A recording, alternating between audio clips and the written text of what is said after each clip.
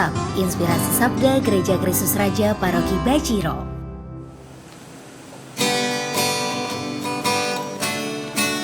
Sesudah dirimu diselamatkan, jadilah saksi Kristus.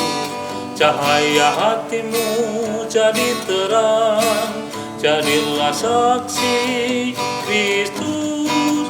Api cinta Kristus jadi nyata, jadilah saksi Kristus.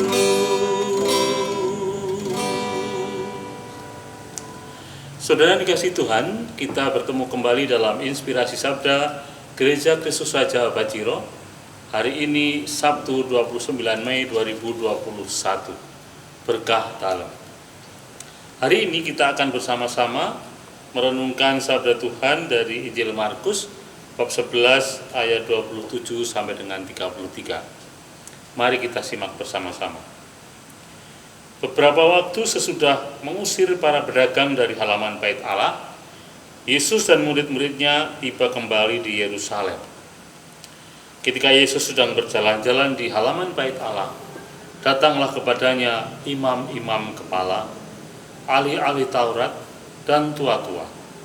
Mereka bertanya kepada Yesus, "Dengan kuasa manakah engkau melakukan hal-hal itu? Dan siapakah yang memberikan kuasa itu kepadamu, sehingga engkau melakukan hal-hal itu?" Yesus menjawab mereka, "Aku akan mengajukan satu pertanyaan kepada kalian. Jawablah aku, dan aku akan mengatakan dengan kuasa mana kulakukan hal-hal itu. Baptisan Yohanes itu dari surga atau dari manusia? Berikanlah aku jawabannya." Mereka memperbincangkannya di antara mereka dan berkata, "Jikalau kita katakan dari surga," ia akan berkata, "Kalau begitu, mengapakah kamu tidak percaya kepadanya? Tetapi, masakan kita katakan dari manusia? Sebab mereka takut, karena semua orang menganggap Yohanes betul-betul seorang nabi." Lalu mereka menjawab Yesus, "Kami tidak tahu." Maka kata Yesus kepada mereka, "Jika demikian, aku juga tidak mengatakan kepadamu dengan kuasa manakah aku melakukan hal-hal itu."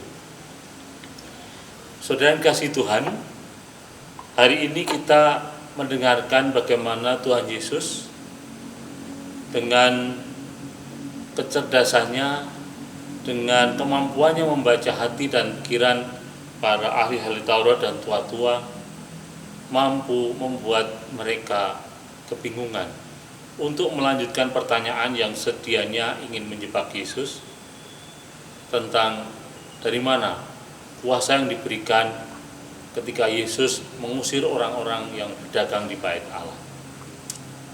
Saudara, dalam keseharian kita saat ini kita sering sekali melakukan hal-hal seperti yang dilakukan oleh ahli Taurat. Kita mengalami keraguan, kita belum 100% percaya bahwa Tuhan Yesus adalah Putra Allah, bahwa segala kuasa yang ada padanya berasal dari Allah Bapa sendiri. Dan tantangan di zaman ini semakin besar bagi kita ketika kita harus berhadapan dengan situasi yang kadang-kadang justru menyudutkan kita sebagai minoritas di negeri ini.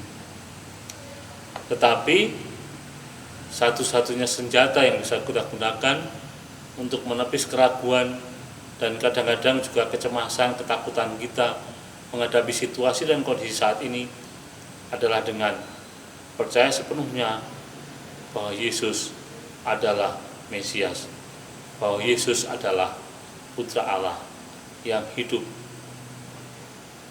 Kita harus meyakini itu, dan kita harus mau menjadi saksi Kristus seperti dalam lagu yang saya bawakan di awal renungan ini. Maka cahaya hati kita akan semakin terang, dan kita pun bisa menerangi semua orang atau setiap orang yang ada di sekitar kita. Maka saudara, mari kita meyakini, karena semua bukti, semua sudah menunjukkan bahwa Tuhan Yesus benar-benar Putra Allah yang hidup. Dia rela mati di kayu salib menebus dosa kita, dan bahwa kuasa yang ada padanya benar-benar kuasa yang berasal dari Allah Bapa. Mari kita tepis keraguan kita untuk menjadi saksi Kristus dalam setiap langkah hidup kita di tengah-tengah masyarakat yang majemuk. Berkah dalam.